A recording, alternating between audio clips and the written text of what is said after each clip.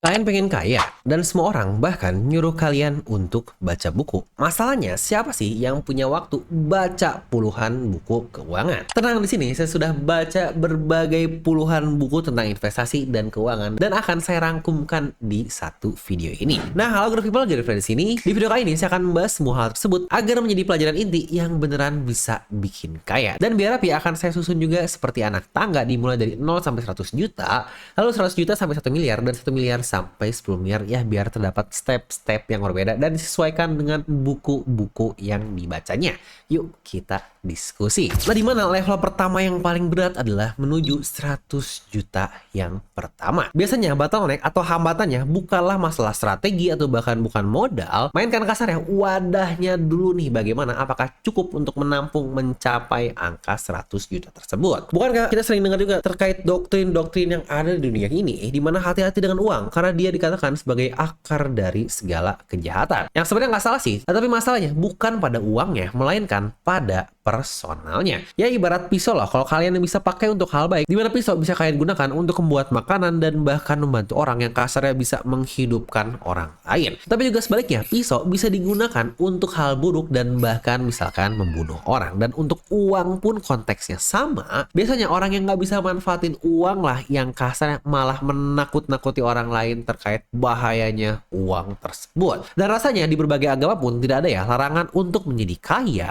bahkan dianjurkan untuk kaya, karena bukankah semakin kita kaya, kasarnya kebermanfaatan kita akan semakin besar, dan bukankah itu yang seharusnya dijadikan target nih oleh setiap insan dari manusia? Karena bukankah di berbagai agama di mana ada perpuluhan, dan bahkan di Islam juga ada zakat di mana 2,5%, ya misalkan kita cuma punya 100 juta, 2,5% itu adalah 2,5 juta, tetapi kalau kita punya 1 miliar, 2,5%-nya adalah 25 juta. Yang baik lagi, semakin kita kaya, kebermanfaatan kita akan jauh lebih besar alias lebih baik. Ngapain harus milih untuk menjadi miskin atau kaya? Bukankah baik lagi untuk menjadi kaya kita bisa bermanfaat juga untuk banyak orang, dan itulah yang jauh lebih mulia. Nah, dimana bagi saya sendiri uang adalah sebuah alat kebebasan, karena bukankah di buku Psychology of Money, orang kaya beneran itu berbeda dengan mereka-mereka yang kelihatan kaya. Kekayaan asli justru sesuatu hal yang tidak terlihat, di mana gaya hidup yang ditahan, kehidupan bukan karena gengsi, dan psikologi tersebut akan terbentuk kalau kalian mulai mengejar kekayaan dan bukan terlihat kaya. Ingat, itu dua hal yang berbeda. Lalu juga nih soal kebiasaan, di mana Atomic Habit bilang kebanyakan orang obsesi dengan hasil akhir yang nggak bisa mereka kontrol, padahal yang bisa mereka kontrol adalah prosesnya, dimana kebiasaan kecil yang kita ulangi setiap hari yang semakin lama akan semakin compounding dan efeknya akan jauh lebih besar. Dimana bukankah kita sering melihat umur 25 nih harus punya gaji sekian tanpa melihat juga gimana proses di belakangnya dan background mereka pun bagaimana. Karena lagi-lagi sosial media sekarang selalu merasa nih kalau mereka berumur sama, maka kasarnya mereka berhak untuk berada di posisi yang sama. Umur 25 harus punya 100 juta, umur 30 harus punya 1 miliar, dan lain-lainnya. Bukankah itu hanyalah sebuah standar, dan standar yang menentukan adalah manusia, dan ngapain kita mengikuti hal dari manusia juga. Juga ada terdapat satu kebiasaan uang paling penting dari buku jadul nih yang bernama The Richest Man in Babylon, yaitu kalian harus bayar diri kalian sendiri dahulu, begitu gajian kalian sisihin di depan buat aset, baru sisanya kalian pakai buat hidup. Balik lagi seperti yang sering katakan, sisihkan lalu sisakan. Jangan sampai sebaliknya, kalau kalian dagang atau bisnis di mana mereka menggaji orang lain tetapi tidak menggaji dirinya sendiri. Itu salah satu kesalahan fatal yang sebenarnya jangan dilakukan. Karena balik lagi, kita sebagai owner pun, misalkan kita masih ikut di manajemennya atau operasional, marketing, lain-lain, kita kan sebagai karyawan juga, jadi kita perlu membayar diri sendiri. Lalu juga nih, fondasi paling penting dari Rich Dad Poor Dad, salah satu buku game changer saya nih yang punya ROI, wah ini bisa berapa juta persen kayaknya, karena jangan lupa untuk harganya under 100.000, tetapi bisa memberikan return yang bahkan sampai saya miliki sekarang, mungkin bisa dibilang awalnya dari Rich Dad Poor Dad ini. Intinya segala hal tentang uang itu hanyalah dua, yaitu aset atau liabilitas. Aset masukin uang ke kantong kalian, liabilitas kebalikannya yaitu mengeluarkan uang dari kantong kalian. Orang kaya akan fokus nih untuk membeli aset dahulu dan kalaupun ada liabilitas, mereka harus lebih rendah dibandingkan aset yang masuk ke kantongnya. Dan kenapa aset itu bisa mengalahkan tabungan? Di sini saya coba kasih tebakan ya. Misalkan saya kasih kalian 10 juta cash saat ini atau 1 rupiah yang saya gandakan setiap hari selama 1 bulan. Pasti kebanyakan orang akan langsung milih 10 juta cash langsung kita terima di awal jebret nih. Pasti banyak yang milih itu. Padahal kalau kita melihat dalam jangka panjang, 1 rupiah yang digandakan dalam 30 hari itu bisa berubah menjadi 1 miliar. Yang baik lagi itulah kekuatan compounding yang ada dari buku The Compound Effect tersebut. Tapi mungkin nih kalau kalian udah nonton channel ini cukup lama, pasti paham kalau ke saham pun kalian tidak bisa asal nyemplung. Kalian perlu paham juga nih alasan masuknya bagaimana. Dimana tentu saja basic utama dari value investing sudah pasti buku empunya yang pertama, yaitu The Intelligent Investor dari Benjamin Graham. Dimana buku itu ngajarin saya, coba bayangin nih, terdapat tokoh yang bernama Mr. Market yang tiap hari bisa ngetok pintu nawarin harga beda-beda, kadang ngawur dimana hari ini 10.000 besok bisa 1.000 yang padahal untuk bisnis di belakangnya sama saja. Nah, harga saham itulah yang dimaksud dengan permintaan pasar seperti layaknya pelelangan. Dan hal tersebut pun bukanlah nilai asli atau value sebenarnya dari bisnisnya, yang bukankah sangat masuk akal sekali kenapa dinamakan bid dan offer kalau kita melakukan transaksi di saham juga. Dimana kalian cuma boleh beli saham tersebut kalau kalian siap nih mencuekan Mr. Market ini dalam jangka panjang. Karena balik lagi seperti yang sering saya katakan juga di channel ini, kalau beli saham adalah beli bisnis. Itu adalah sebuah margin of safety. Lalu juga hal menarik dari One Up on Wall Street-nya Peter Lynch, terdapat kalimat yang saya cukup sukai. Kalau kalian suka tokonya, kemungkinan besar kalian akan suka dengan sahamnya. Artinya keunggulan kita atau moat kita sebagai retail terdapat di produk yang kita pakai dan kita pahami sehari-hari. Ini alasan munculnya narasi ya, kalau kalian bingung beli saham apa, mulailah dari produk yang kalian pakai sehari-hari. Dan bahkan ini pula yang sering saya katakan, kalau background sangat berpengaruh sekali dengan porto yang kalian miliki. Karena mungkin misalkan saya backgroundnya anak teknik, entah ada hubungan dengan hal-hal kelautan, kemungkinan besar porto-porto saya juga, kalau saya sangat memahami dan bahkan benar-benar terjun di dunia itu, pasti portonya akan cukup mayoritas dari hal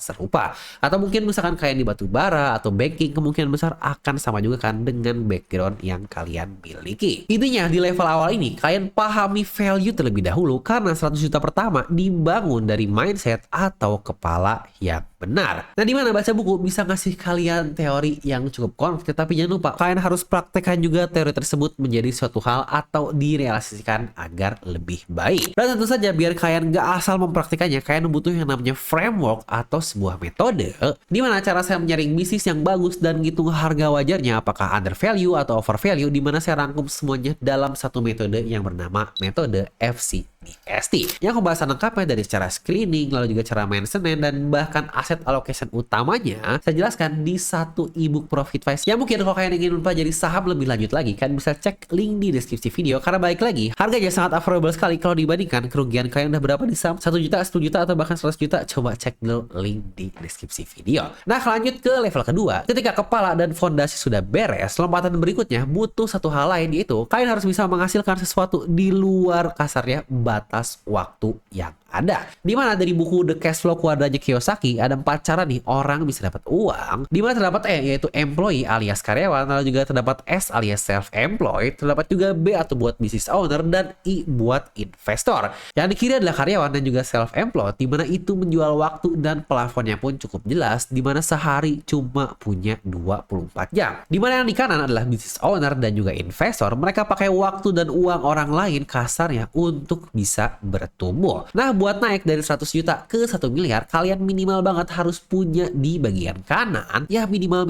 misalkan susah untuk menjadi business owner, kalian ke arah I-nya dulu lah, yaitu investor, karena untuk investor semua orang bisa melakukannya. Dimana investasi kasar ya adalah hal paling mudah yang bisa kalian kontrol sendiri, karena kalian lah yang menginvestasikan uang kalian sendiri tersebut. Dan tentu saja dengan investasi ini kalian bisa tentukan sendiri nih mau sampai mana dan sesuaikan dengan resikonya masing-masing. Jangan lupa E dan S itu masih berada di bawah hal yang lain, atau kasarnya masih diatur oleh sesuatu yang lain. Contohlah misalkan employee atau karyawan, kalian harus mengikuti jam kantor, aturan kantor, dan bahkan bisa terjadi layoff segala macam.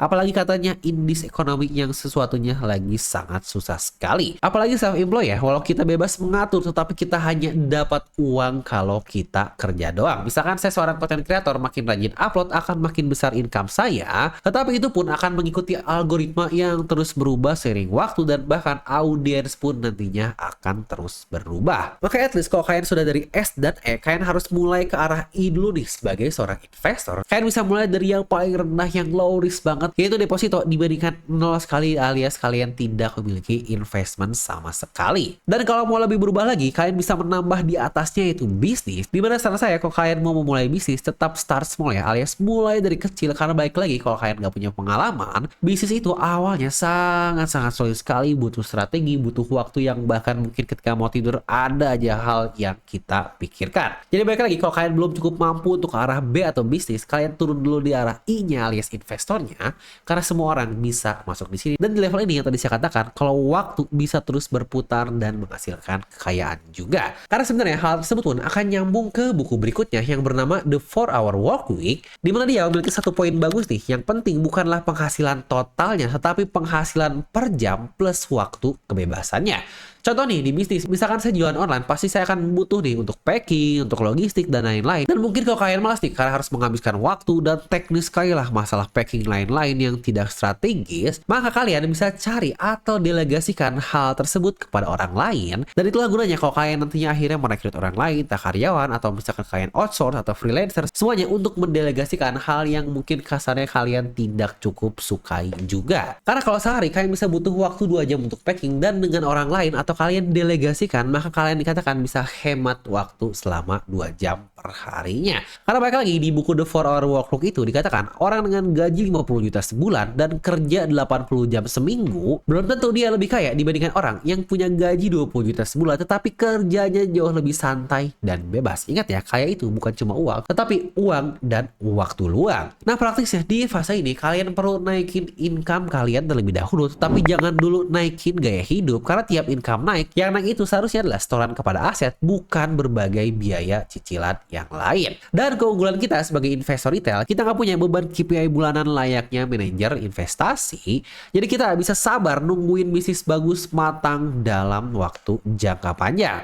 Di fase ini juga compounding akan mulai terasa lebih mantap lagi, dimana 100 juta pertama mungkin akan sangat sulit sekali, tetapi dari 100 juta ke 1 miliar, kalau kalian rajin dan rutin untuk compounding, ini akan terasa jauh lebih cepat lagi. Dan terakhir di level ketiga, kita masuk ke titik dari 1 miliar ke angka 10 miliar. Dan di fase ini masalahnya bukan lagi seberapa jago kalian mencari uang, tapi seberapa disiplin kalian menahan diri, alias ini masuknya sudah ke bagian emosi atau psikologi. Di sini cash flow pasti sudah akan sangat terasa sekali ya, dan bahkan sudah bisa mengganti gaji kalian sendiri. Dari sisi return investasi, inilah sebenarnya fase panen yang bisa dilakukan oleh banyak investor. Dan satu pelajaran penting dari buku Good to Great, di mana jadilah seperti landak, bukan menjadi seperti rubah, di mana rubah tiap hari mencoba trik baru, tetapi landak dia cukup jago satu hal doang, tetapi itu sangat-sangat ampuh sekali. Daripada kalian harus loncat-loncat dari trading ke kripto, ke gorengan, dan bahkan mencoba berbagai trik-trik macam yang mungkin nggak ada habis-habisnya kalau kalian lihat di sosial media atau bahkan internet,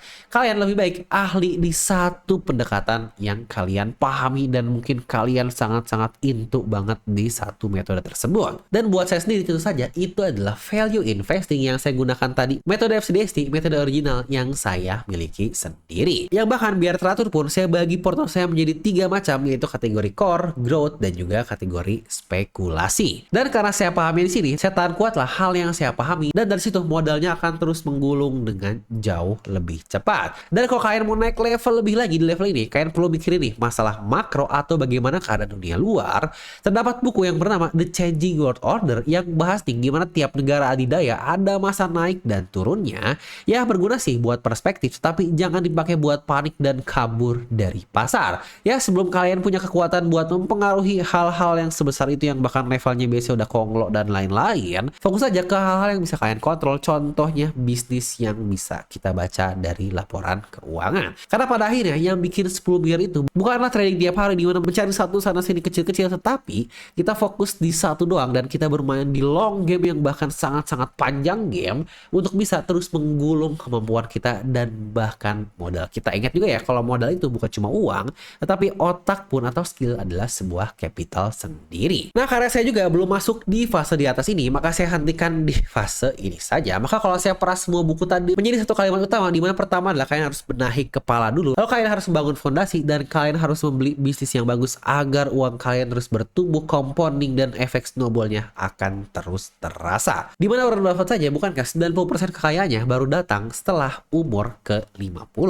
Yang baik lagi, kalian gak harus membaca semua buku yang barusan saya sebutkan di video ini. Karena baik lagi, kalian cukup mulai dengan satu pelajaran yang mungkin akan sangat cocok dengan, oh sepertinya saya cocok di bagian ini. Maka kalian bisa mulai dari satu buku tersebut kalau ingin baca lebih lanjut lagi.